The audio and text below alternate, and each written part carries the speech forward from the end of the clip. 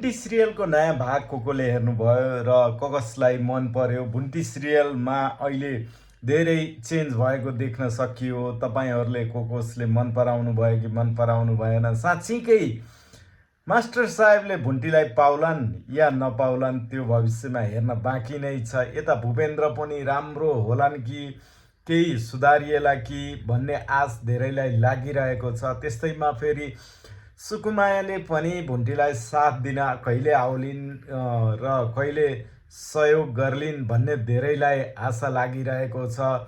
यता भुन्टीलाई पनि भुन्टीका परिवारकाले देखिसहिरहेका छैनन्। उनलाई उनकै नन्दले पनि खेदो खनिरहेकी छन्। यस्तो अवस्थामा रहेकी भुन्टी सम्हालिँदै अगाडि बढिरहेको हामीले देख्न पाइरहेका छन्।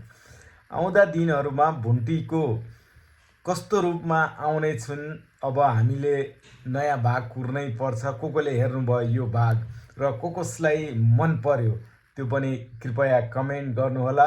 फेरि अर्को भिडियोको साथ तपाईँहरूमा उपस्थित हुनेछु।